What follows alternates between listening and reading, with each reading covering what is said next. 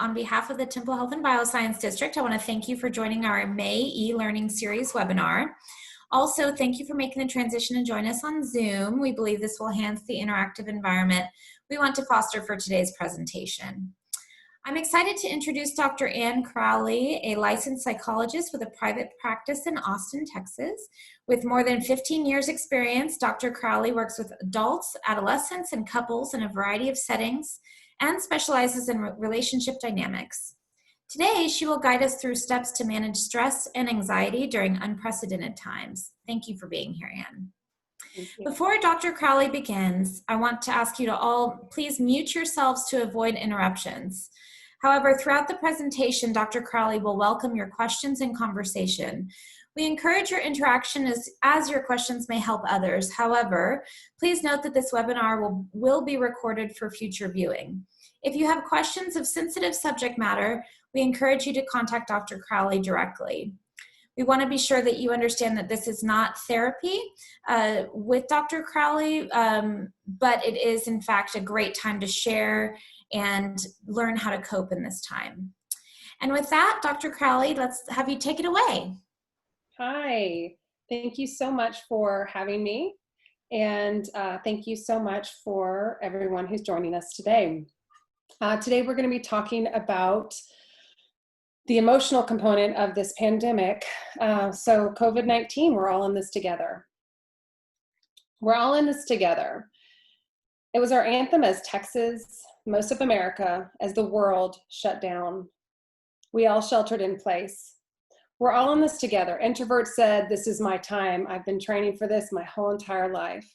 Other people finally relaxed. There was no fear of missing out anymore. People started baking bread, sourdough starters. We started organizing our closets. We started making these big meals, learning new skills, and people were making masks. We were all in this together. We are encouraging and supporting ourselves and one another. Stay home. But since Texas has reopened its state, I'm finding people are having more mixed emotions. I see all over my social media, "You do you." Wait, what happened to our all in this together?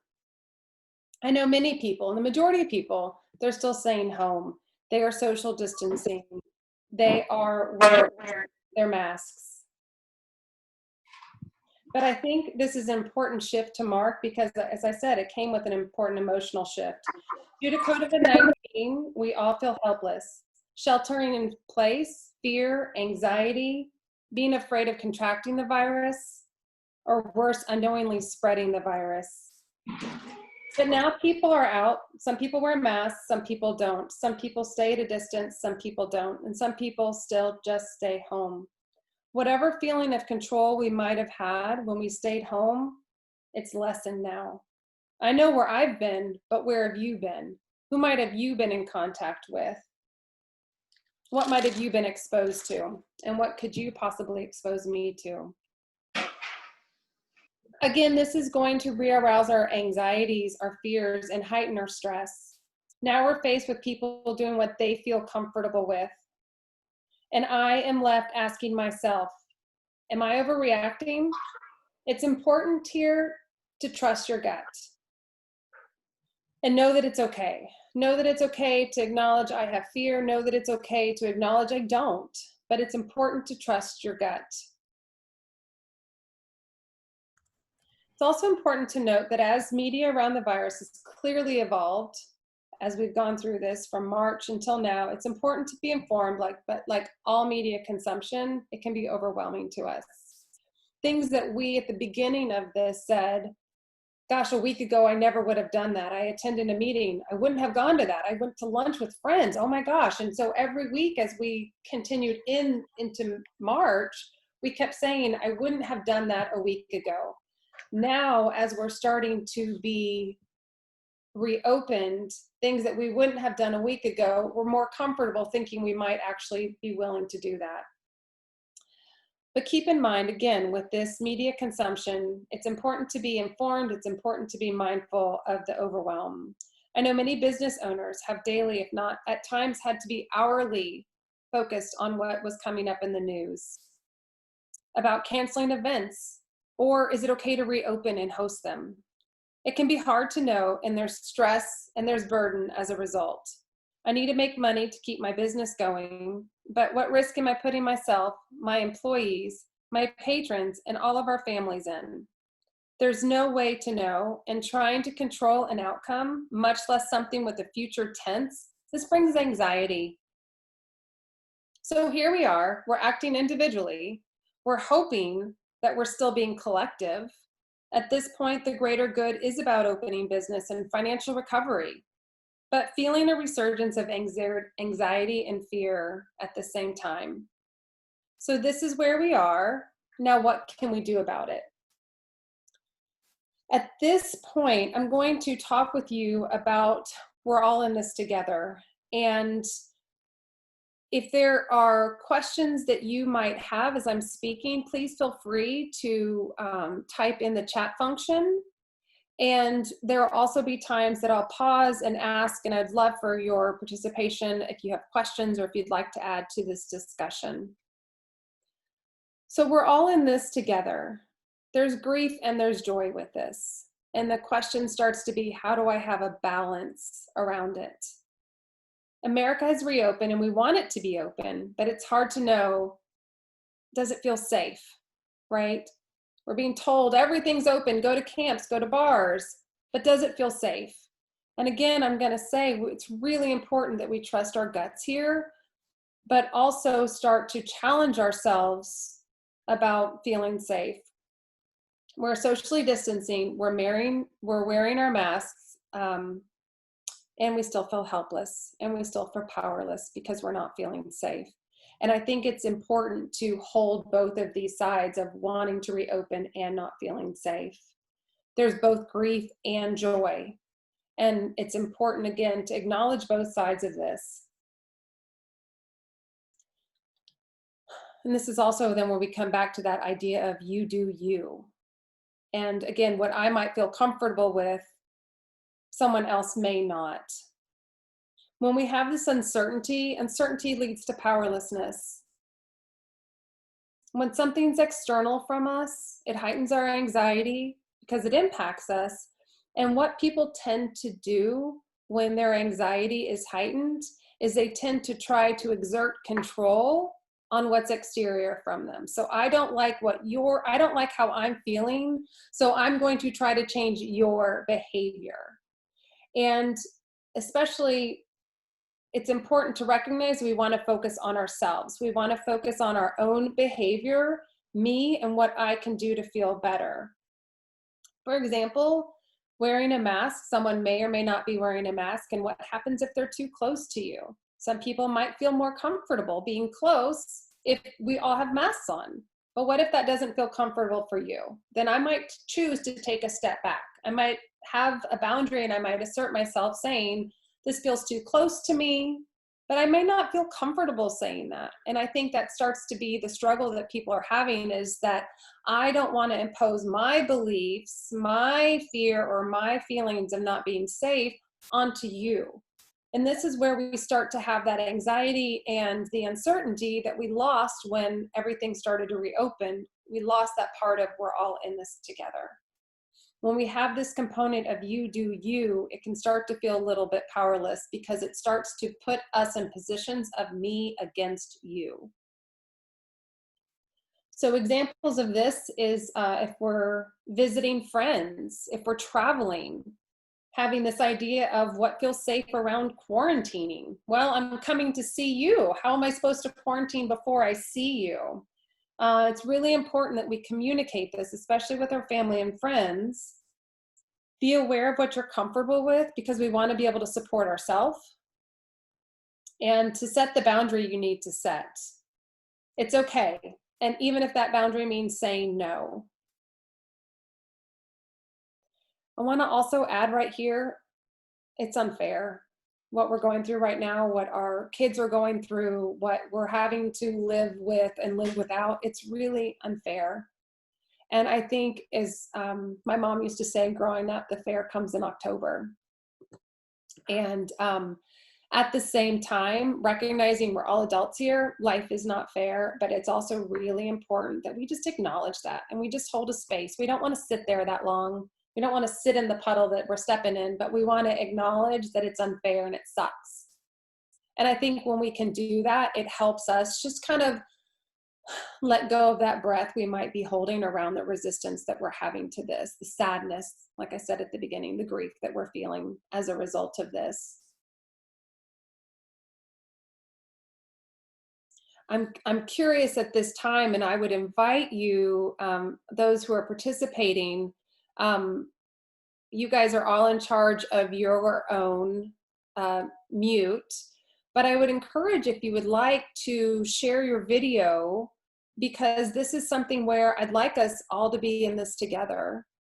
And if there are stories that you guys like Mike to share about this feeling powerless, about setting these boundaries, or about being in a position where I'm telling someone something that doesn't feel comfortable, or I am not sure what to say. I'm curious, does anyone have any experience with this? I'll start. Hi, Ann. Patty here. Hi, Patty. Hi. My issue surrounds people's behavior outside of work. So as we're starting to reopen offices, we have policies within the office. But what do we do about those people that we know just went to Galveston over the weekend and they're returning? Or we know they have a trip planned to Europe in June or end of June, and we know they're still going to go. It's very difficult, I think, both as an employer, mm-hmm. and their colleagues to know how to feel about them and what to say to them, and you're afraid of them, and it's an awful feeling. Yes, it really is. And I think just starting with that, it's an awful feeling. I had someone send text messages that says, "Hey, I'm available these weekends. Who wants to see me?" And some people respond and some people don't. And it's really hard, because now it's like, oh, now I know where she's going. Now, right? Like you said, people that are going to the beach and they're around, it's Memorial Day or what's for 4th of July. And this really heightens this fear that we have about, how do I take care of myself? And now I'm afraid of you because I don't know what you've been exposed to, right? Right. So when I said earlier, right, what we can do is take care of ourselves. We want to manage our anxiety, and we want to set our boundaries, and we want to focus on our own behavior. That really gets hard when I'm an employer, when I'm part of a family, right? When I start to have relationships, if I'm walking in the grocery store with someone and they feel too close, I can just go down a different aisle. Or if I'm walking on the street, I can move on the other side of the sidewalk instead of waiting to see what someone else might choose to do. Because again, everyone's comfort level is going to be different. So when we're in these situations, and I'll talk a little bit more too about with the businesses, what I would say and what's going to be most important is, as the business owner, if it's related to family, as the person of the household, is that I have to know what I'm comfortable with, knowing I cannot control. What I can control is what I allow in my space. And with that, I want to have some type, I know within my business that when, I'm not quite there yet, when I decide to reopen my physical office, I'm going to have an informed consent. I'm going to be telling my clients what I'm doing, what precautions I'm taking, what cleaning I'm doing, and let them know what I'm doing to help make them safe. Mm-hmm. Because that's going to be part of this process. Now, Patty, like you're saying, I'm also in a position where I only have that much power, and what you do on the other side of that, I'm helpless to. And so then we need to start talking about what feels comfortable into, if I have an office space, if I have group meetings, what feels comfortable allowing people into. And then what are the rules? And I think what's going to be most important is that you want to have consistency. And if you can think about, unfortunately, as this continues and as we learn more and as this continues to evolve, we'll find out more information. But we want to have consistency and have that informed consent. So Patty, to your point, that it might be if you leave the state, if you go to the beach, I mean, how specific you choose to be, but if you have those, you want to let that know. Then instead of meeting face to face, we're going to have Zoom meetings, or that it's not about what they choose to do. They can choose not to quarantine themselves, for instance, but they won't be allowed into your space. And I know for a lot of people, as they're starting, and I've talked with a lot of people that work on construction sites, and they're having to really reinforce wearing those masks, and that feels uncomfortable for them. It feels big brother, it feels, right? It's not their personality. But recognizing, I'm gonna go back to that word, for the greater good. And if there is, this is what we're doing, and this is why we're doing it, it's okay to not like it. It's okay to people to push back with it, but also recognizing this is what I feel comfortable with, and this is where my boundary is going to be as the business owner, or this is where my boundary is going to be as the homeowner. And again, recognizing that it's all feeling powerless.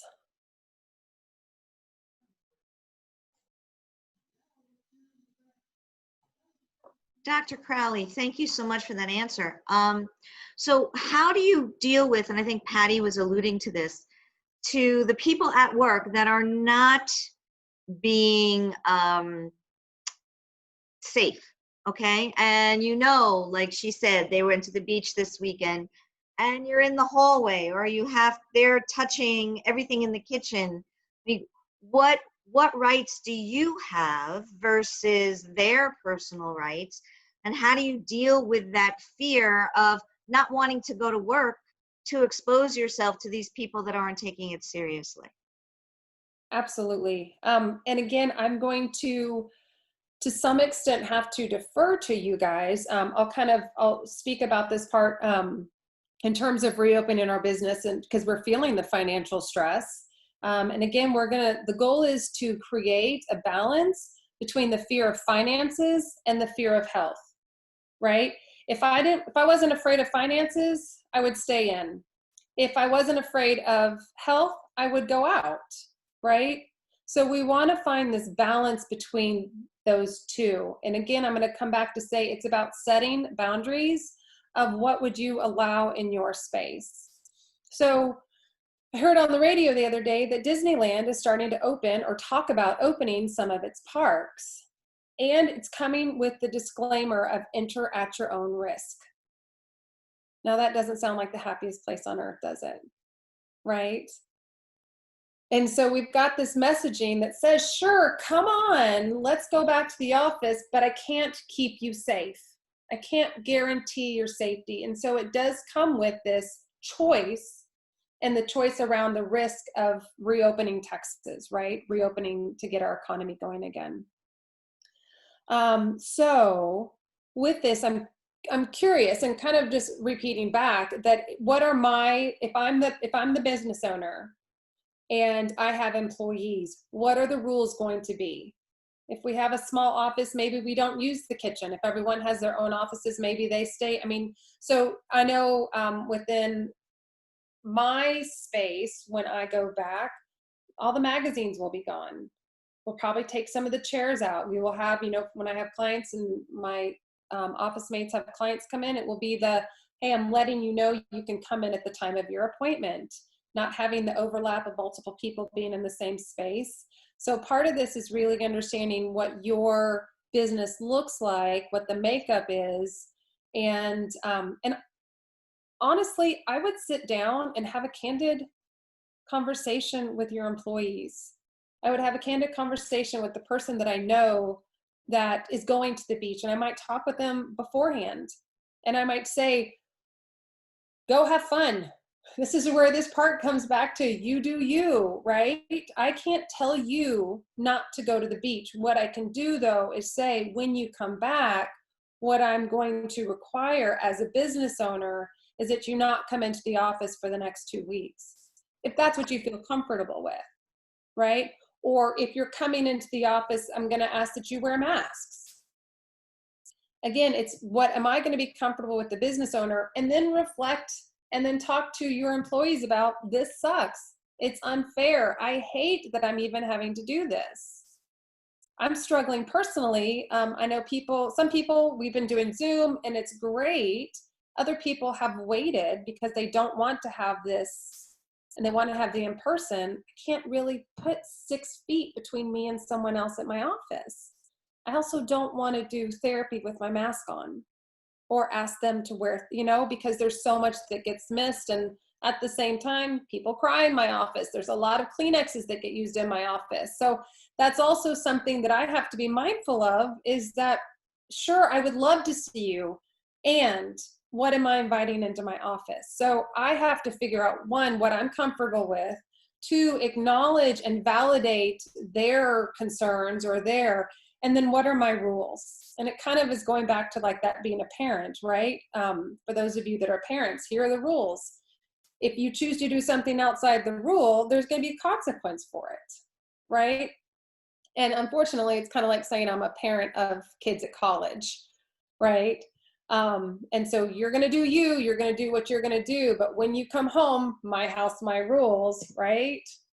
And there's always going to be that push because we all feel powerless. And it's not about feeling power, because I'm not trying to exert something onto someone else, but I'm trying to feel comfortable in my space. And a part of that right now as a business owner is inviting people into my space. Does anyone else, before I continue, does anyone else have thoughts or experience so far with this reopening or coming up with an informed consent about working with patrons as well as working with employees? I was just going to say, I think in this time, even the small little things that happen, whether it's in the workplace or a personal life, start to feel like giant things. So it's like we're all kind of here with the virus, and then you add one little thing on top and you're just done. So as a psychologist, how do you, what advice do you have for all of us dealing with whatever it might be? So Ashley, what I think you're saying is that it's already overwhelming enough in the context of living with this virus. And then we also have real life that's happening on top of it. Yeah, it's hard. And, I've got 3 boys at home, elementary age boys, and I will think things are fine and we're hanging out and we're handling this. And then something will happen and almost instantaneously I have tears and I miss my friends so much, And so I think we've acclimated. It's been really interesting for me as I've continued my practice via Zoom and phone sessions to track every week where people have been. And it's pretty consistent between everyone from week to week. And so that's where how I introduced myself to come into this space, is because this is what people are talking about and this is what people are dealing with. And I think once we get to that place, okay, we've been home, we're used to this, and then we'll hit something happens. And I think that's what happened again when the state started reopening. Is that we started to feel comfortable. We started to have a routine. People are doing curbside. We're doing takeout. Now things are open. Now I have a choice to make.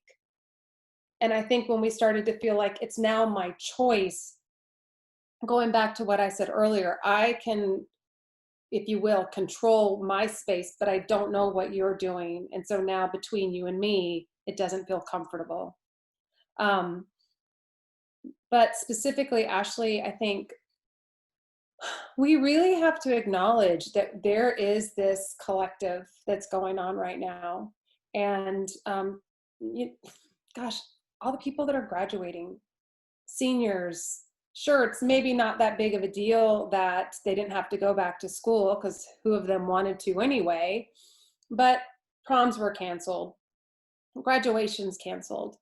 And if you think about graduation, it's not only me, the graduate, walking apart, but it's my family. It's what my parents waited for all these, 18 years. It's what family comes in for. They travel, right? That it's people that are dying. We're not getting to be there as they're dying. There's no funerals right now. There's no, right? Gravesite, Memorial Day yesterday. There's no gravesite visits right now. And so we are feeling these added losses that's creating trauma. It really is. It's creating trauma around these events that otherwise going towards a death, it's already going to be sad and there's already going to be grief, but not being able to be there adds trauma. I might be able to say, I understand weddings that are canceled, people that are having babies and having to stay home, right? We're used to people coming and celebrating in with us. And to not have that, it's sad.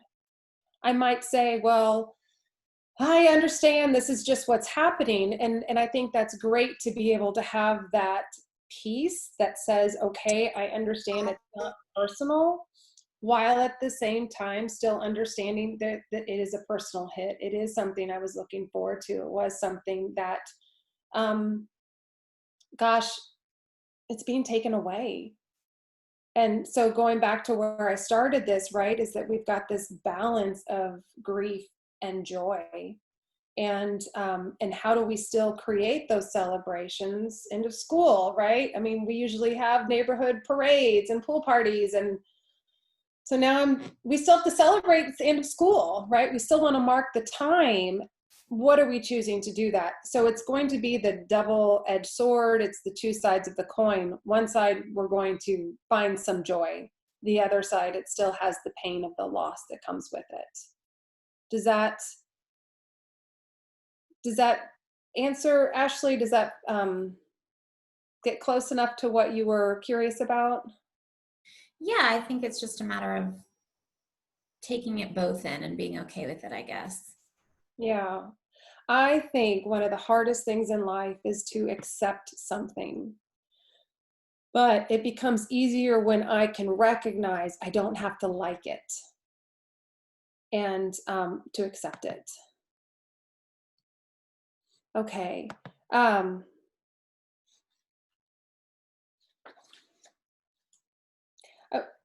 wanted to talk now about messaging around being strong. Talked with business owners, and I think that it can be really, and parents even, that it can be a struggle when I am going through exactly what you're going through. And there's a couple thoughts I had here that I wanted to share. And then, of course, again, I'll be curious and would want to hear what you guys have been going through. But oftentimes as parents, right, we want to be strong. We want to show our children like a confidence, right? If something bad, a tornado's coming, we want to be calm. We want to say everything's going to be fine. We know what to do. And same thing if we're the business owner, if we're a CEO, if we're a divorce lawyer, and people are coming to us in these times of conflict, they're looking to us to be strong. And I think to some extent, because we're going to be in those roles, that's a natural component. I'm used to not showing that part. I don't go to my clients. I don't go to my children looking for comfort. I don't go to my employees looking for comfort, right? And people genuinely want to know how we're doing, right? I think there is that part that it's, when I say, how are you? I really mean it right now. I think that it's this curiosity of, this is hard. Are you having a hard time too? So I think in this space where we want to be able to join other people and say, yes, this is a really hard too. I'm coping. Every day is different, or every week's different, that we might have that space that we can recognize and say, yes, this is a hard time for me. And then the switch would be, our natural tendency is to say, like, think about at the beginning when people were having trouble finding toilet paper, or any type of bread got to be, right? And so when you would hear stories about, Oh, we can't find something. Something's out of stock. Hand sanitizer, the mask, right? What do people say? Oh my gosh, I had that same problem. I went to 4 different stores before I found something, right? Now, if I'm going to be a parent in the roles of, right? If I'm going to be in the role of a parent, a business owner, or a boss, that I want to recognize that adding on in that part is not going to be helpful right now. That what I'm doing is I'm just adding weight to the part that says, this sucks. Let me tell you how much more it sucks, right? Versus being able to say, yes, I'm struggling certain days, but I'm doing okay and we're coping, and let me hear you and how is it for you? And being able to recognize and validate, it's going to be sad. There's going to be a lot of emotions. I have had a lot of kids or parents that say, my kids see their friends or their neighbors out in the streets, they're riding together. There's groups, there's 5 teenagers that just walk by, Mom, why can't we? Right? And to be able to hold this space that says, it's not fair. You do you, right? That's part of this hard messaging right now. And tell me how that makes you feel, right? And so we want to be able to offer space. Patty was saying earlier about, well, what happens when I know my employee's been to the beach? What do I do upon the return?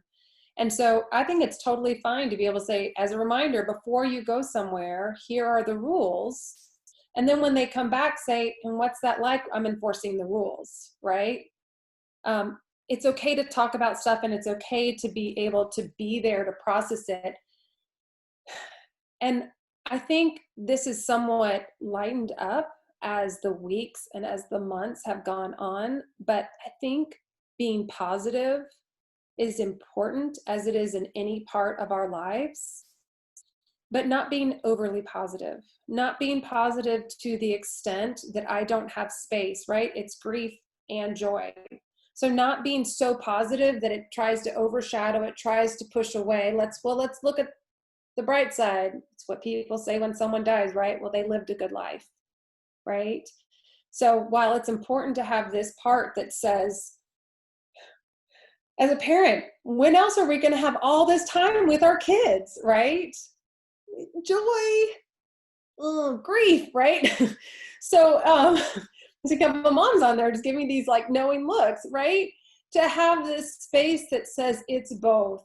And I think it's really taxing to us. And Ashley, you were saying earlier, it's really taxing to us when we can't acknowledge that this is really hard, right? There are things that are hard. I was talking to someone the other day that was planning a wedding, and she was talking about, I don't want my wedding to feel like it's in a pandemic. And I said, your wedding is happening during a pandemic. And as she makes these points, and I say to her, well, it's really hard and it's going to start to be challenging. Her response was, well, it was already hard. It was already stressful. And so Ashley, going back to this space that says, yes, we have life events and they are hard. Being a mom with a newborn, that's a really challenging phase in life. Now I'm going to do it in the midst of COVID, and it just feels so isolating. It is heightening this, right? What I thought, what I wanted this to be, and that's grief because it's loss. I don't get it.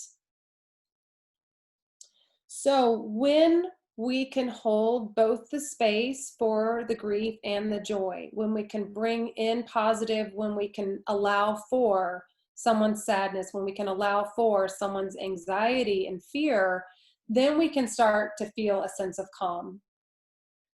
And I think as parents, I think as business owners, I think as leaders in our communities, as we start to have that sense of calm, because people are being heard, we'll also get a sense of calm from them. And when we have that sense of calm, this is then when we can start to inspire. This is when we can start to connect and join and have that belief around we're all in this together again. And I know as some people are joining and as we're hitting these different points, I'm curious, is there any thoughts that someone would like to share?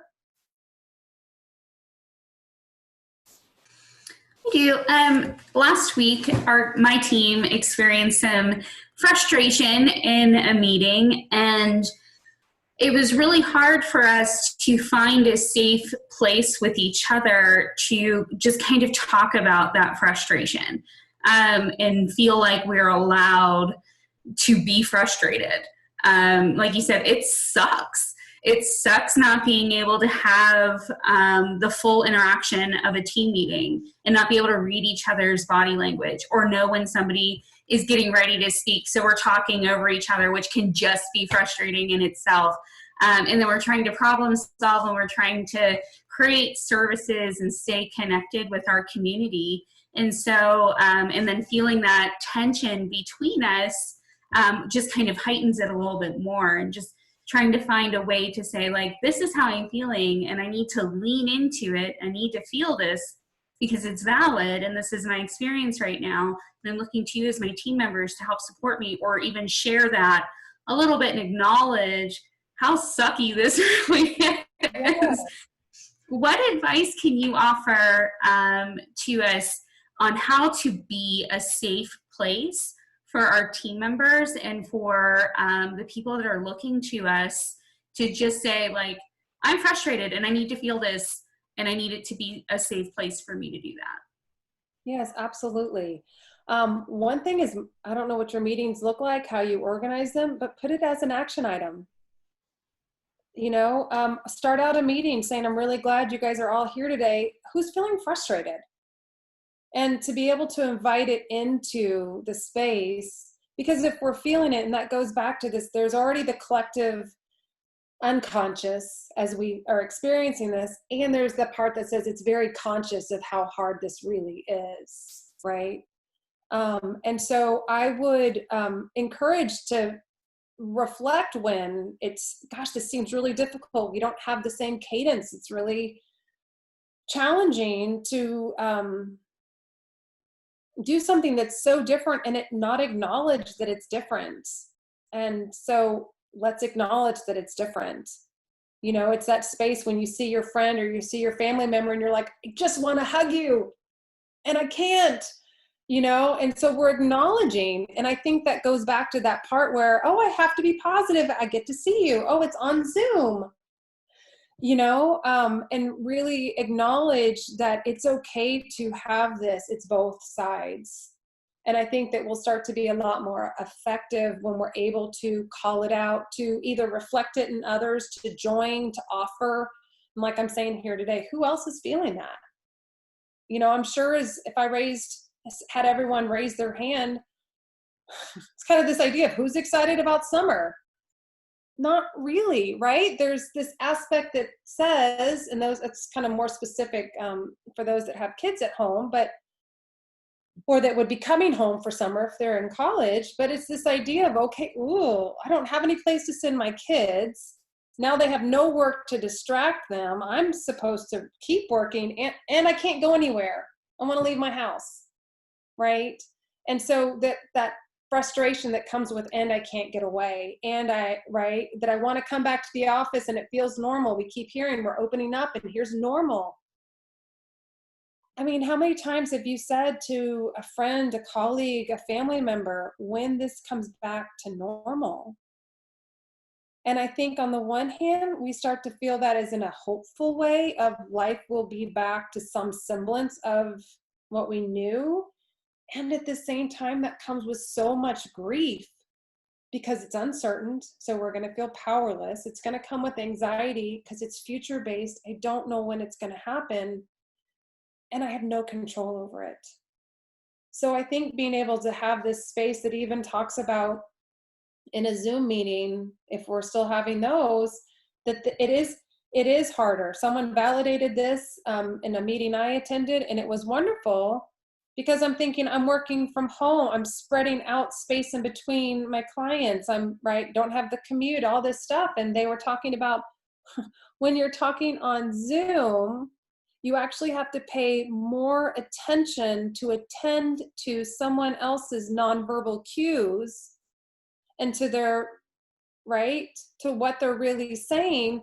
That is a little bit easier when it's face to face.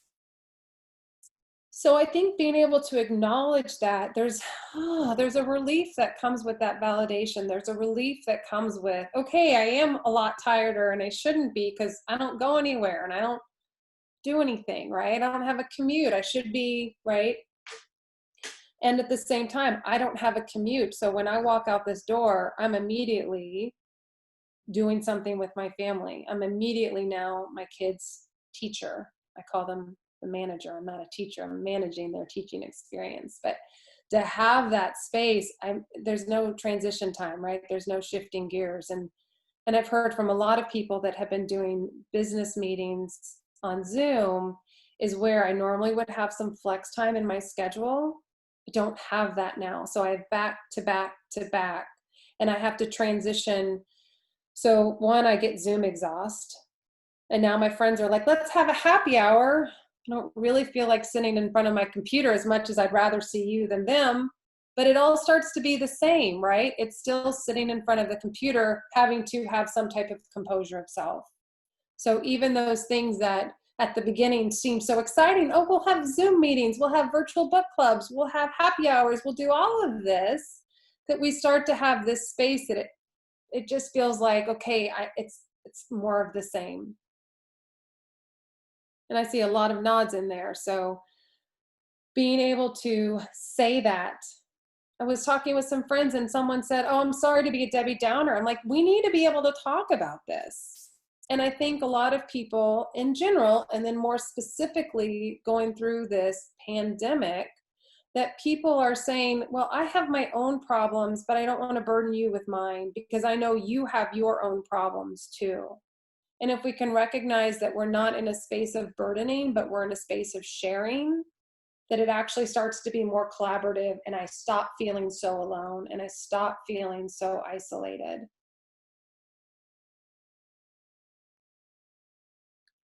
Are there any thoughts, or Jessica, was that helpful?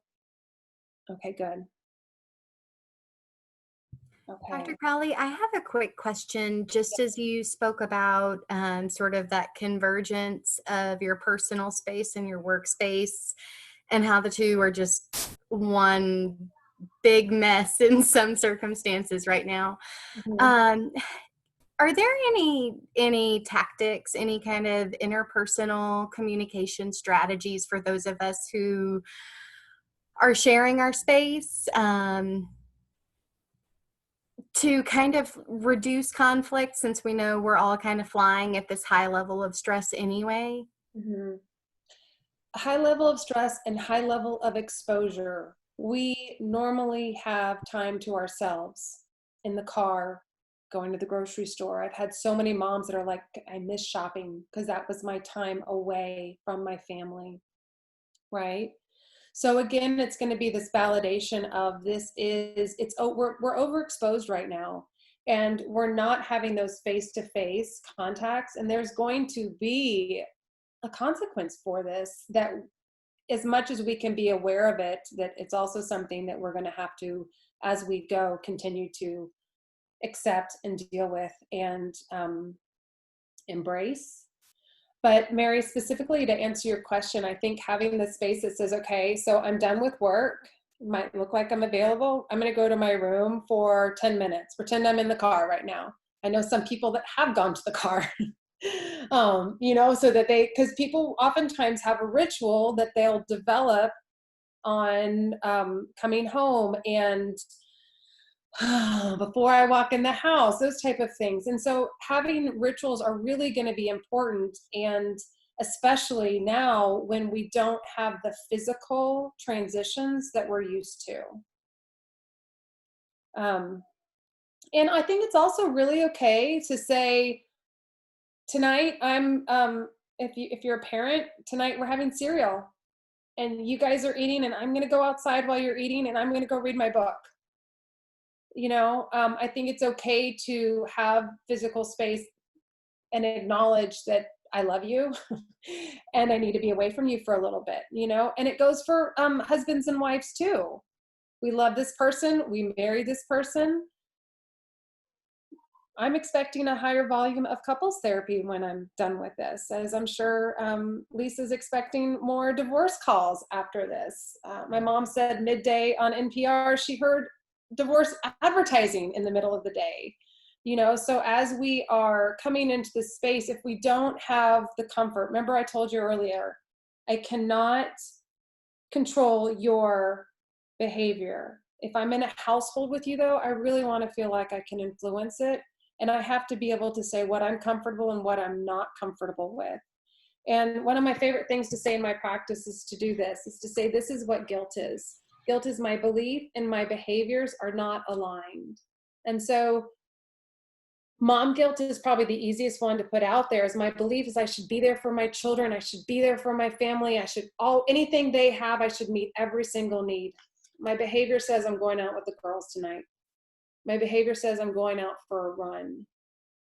And so guilt is okay.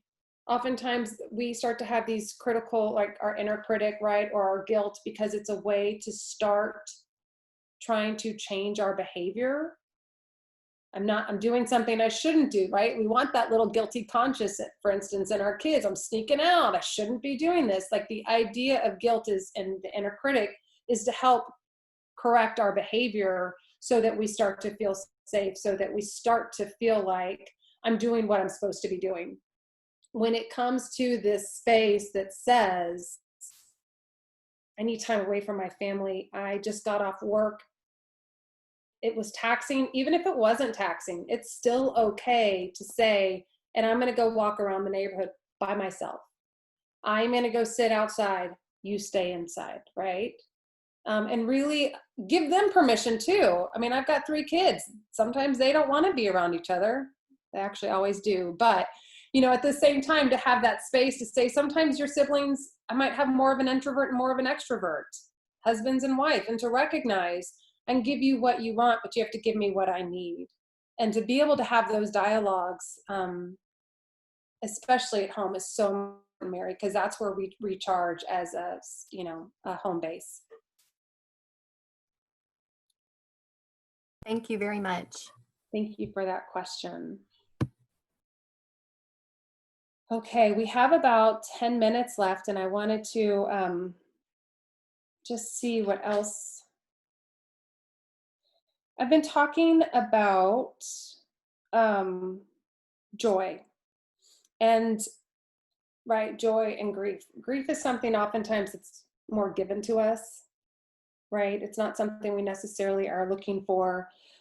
Joy is kind of the same way. It's something that we have to find, and it's something that we have to create in our lives. And what I really want to encourage you guys as you go through this, as we continue in this time frame, this unknown time frame, is to find the joy, is to create the joy. And the best metaphor I can give, again, if those of you who are parents, is that parenting doesn't always bring happiness, right? But as a parent, I still have joy. And it might be the same thing as a business owner. If I have employees, right?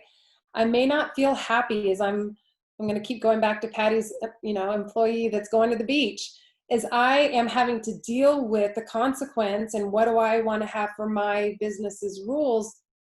That may not be happy for me. That may not be fun for me, but recognizing that I am part of this inspirational role, I am part of this business that I have passion in, that brings me joy. And so to really be able to recognize and honor the joy, even if it's not this moment to moment happiness. And I think as we can start to have those moments of we're in this together, specifically for COVID, as Americans, right? When we start to have this, we're in this together, I think that's where the joy comes back. And calms the fear, calms the anxiety. So when we can look for and seek and be creative to make joy, I think that really can be helpful for us. And like I said earlier, I've said it, I know everyone's thinking it, is can't wait till COVID's over. I can't wait till the virus is gone. It's not going away, you know? When this is done, then we'll have the celebration. When this is right, when it's over, when it's safe, then, and to really catch that mentality. It's natural. It's what we're all doing. It's what we're all thinking and what we're all saying, but catching that mentality that says, I'm going to hold my breath until, and we just can't. And so how do we find those moments? How do we find those celebrations right now? I might later have a big family party, but right now I don't want to miss. I don't want to miss the celebration. I don't want to miss the honoring of whatever event it might be, whatever day it might be. And so finding the joy in the moment, even though it looks different, which means I'm also going to have to find the grief and acknowledge the grief and have that be part of this spot that says, this is how I can take care of myself. This is how I can manage my anxiety. This is how I can manage my fear, is by looking inward. So I'm curious, such a therapist thing to say, how are you guys doing right now? I'm curious, as you've been listening, and I can see some things like really resonating with. How are you guys doing? What questions do you have?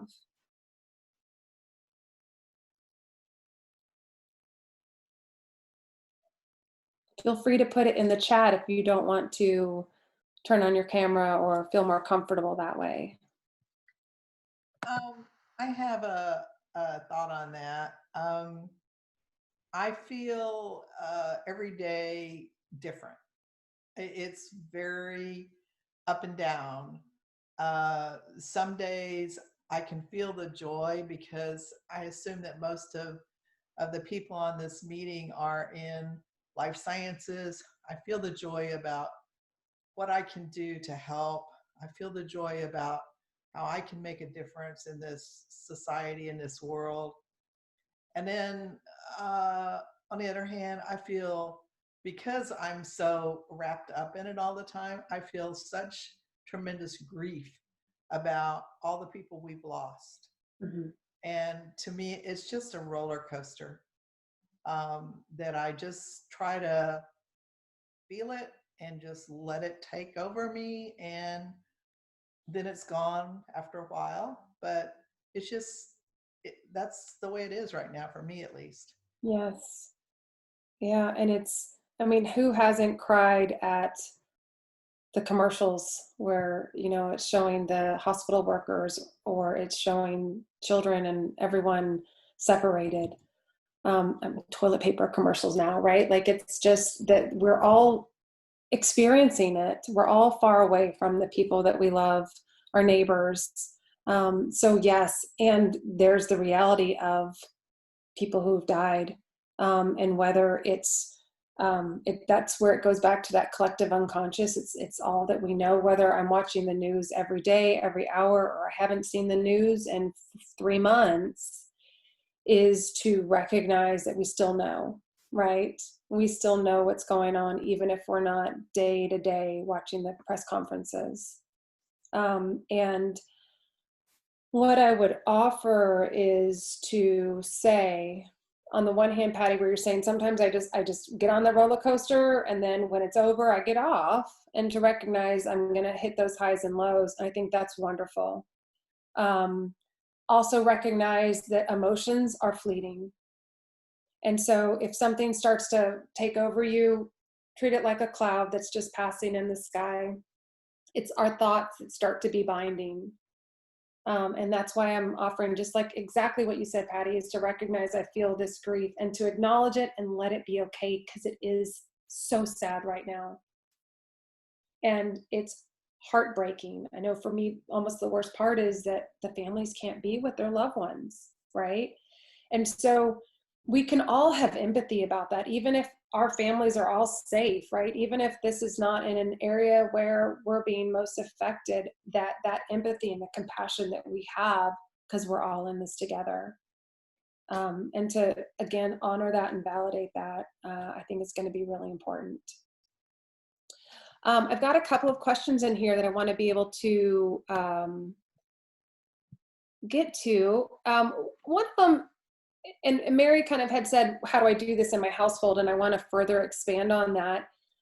I mentioned it earlier, right? That says, here's my spouse. I married this person. I love this person. I should be able to want to spend all my time with this person. And that's just simply not true.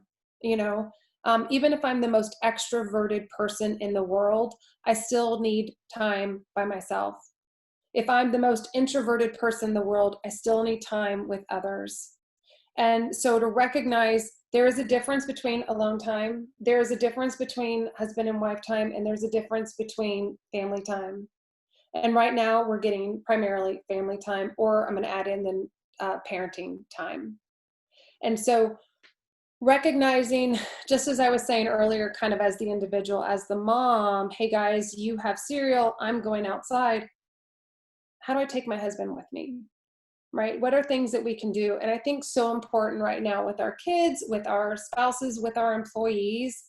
I know the teachers are doing it last week with their Zooms with their kids of let's put on a funny hat today. Let's, you know, put mustaches on our face. How can we take something that we don't want to be doing, that is not really fun to be doing, and how can we make it fun? And again, like everything, there's a time and place that I'm going to, here's business, but how do we then, if it's family, if it's, how do we have a dance party at the end of it?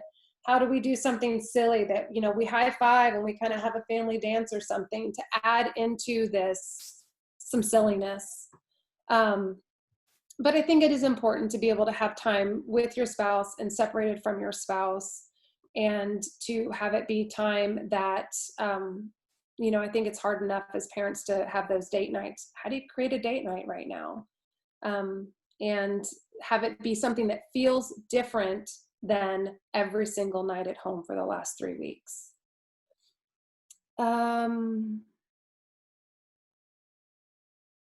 Yes, Terry said, love structured, so have a bit of monkey mind while home, easily distracted. Yes, I think that one of the biggest problems with being at home is that we have everything at our fingertips.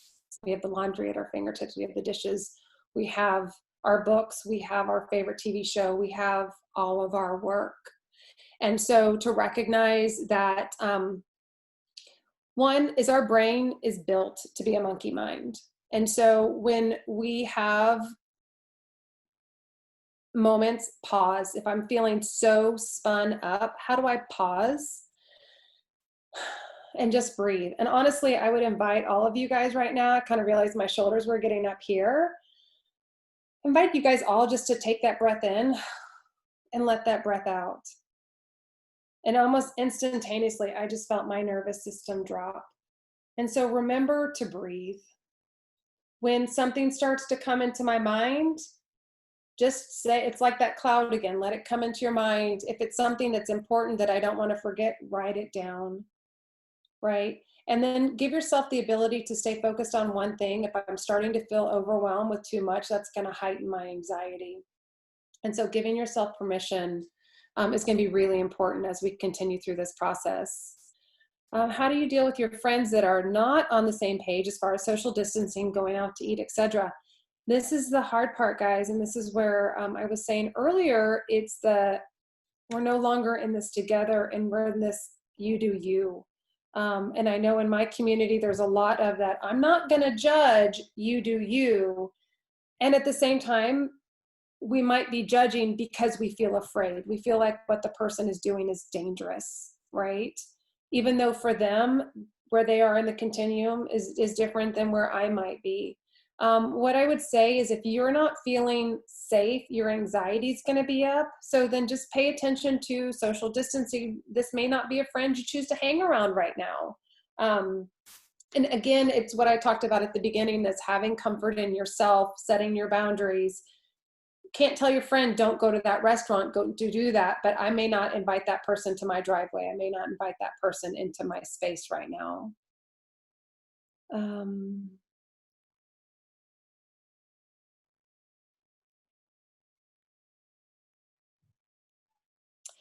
Yeah, Deborah said about summertime and kids, and I think this is there are some people that are, um, some people I've seen that are saying, hey, this is a mental health issue, and I'm sending my kid to camp. And other people that said, this is a safety issue, I'm keeping my kids home. And obviously, I would hope that everyone that's conducting a camp right now is trying to hold space for both. And it's kind of what I said at the beginning about the reopening our businesses. It's about having that balance between the fear of finance and the fear of health. So with camps in summertime, it's the fear of mental health, right? We all have this. We don't get that 2-week vacation that we were going to go to Europe, right? These things that we otherwise had planned for, that we were looking forward to. It's our annual family reunion, whatever it might be. For some people, they're still going to go do it. You do you. And for some people, we're going to cancel it and we're going to figure something else. And then we're going to hope that we just do it next year. Got to hold the grief for that and the joy that we still have our family and that we still can be connected to each other. But again, it's holding that space. Yeah. And so recognizing that you are going to have to come up with your own answers, because the reality is I have to be okay with decisions I make. And if my fear comes true, can I live with that? If my fear doesn't come true, would that be okay too? And kind of just recognizing as I do this. I know we're at the end of our time, but I just wanted to look, Tammy, just for a moment to see if there's any other question that I could.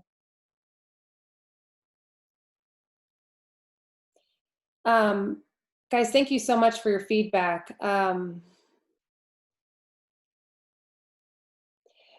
Ashley, I think it's such a great question. How do we cope with all the conflicting information constantly from the news, the government, family, friends, and how to live during the pandemic? It's hard not to throw your hands up and live as normal as possible. Absolutely. And I think this is so hard that we want to say, I don't want this to be political. And the reality of the matter is it has become political. It's hard not to these days. And I think being mindful of that right now. We're all going to have our own beliefs. We're all going to have our own comfort levels. And what I would ask most of all of how do I handle myself, or how do I take care of myself, is to have that component. How can I have that we're all in this together mentality, and you do you? How do I find that balance between the two and be respectful? I think that's going to be something where especially when it comes to our friends and our family that are doing different choices than we're doing.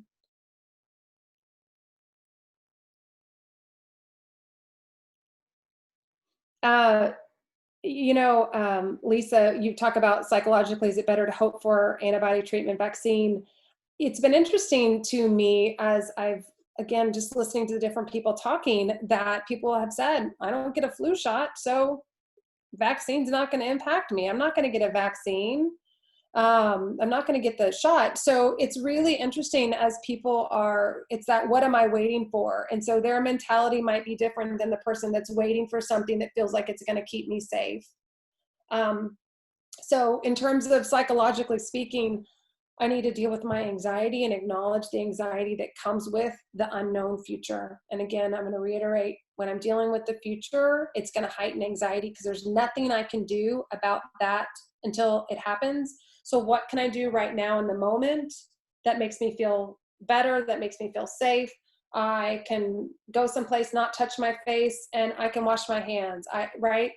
So the good news with this, someone I heard speaking at the very beginning said, the good news about this is what the recommendations are. They're smart and they're right. They make sense. And so being able to do those things and follow that will help us start to feel more secure within our space. Thank you so much for everyone who has been making comments, and thank you all for your participation in this. Yeah, thank you so much, Anne, for joining us today. I think it's been incredibly helpful for everyone. Tammy, do you want to say a few words? And this was fantastic. Thank you so much. You did an amazing job. I just want to sit here and listen to you all day and tomorrow and the next day and just keep going, because you're great. Thank you again. Thank you so much. I appreciate it. I want it because of what you just said. Thank you. I think also, Lisa, when you're saying I just constantly am watching the news, I think that that can really feed in that feeling of overwhelm, because we're looking and we're waiting. We're wanting to hear something that's going to make us feel better. And I think one of the reasons why people are coming on today, and I think one of the reasons why, Tammy, you're saying I could just keep listening to you, is because it's really validating where we are right now. And it's just saying, okay, I'm normalizing it. I'm not alone. And it sucks.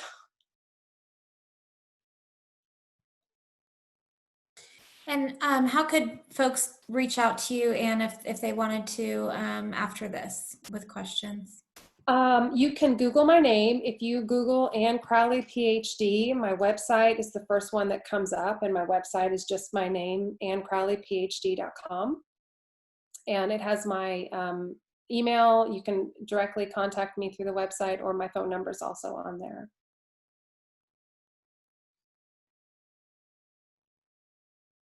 I forgot I was muted. Thank you. Thank you again. You really did a great job. Don't forget, this is recorded, so if anybody does need to hear it again, and you're 100% right, and it's all about the validation, to know that we're all feeling the same feelings, and that really does help. So everybody stay safe, and thank you, Anne. Thank you. Stay safe and be Thank well. you, guys. Thank you.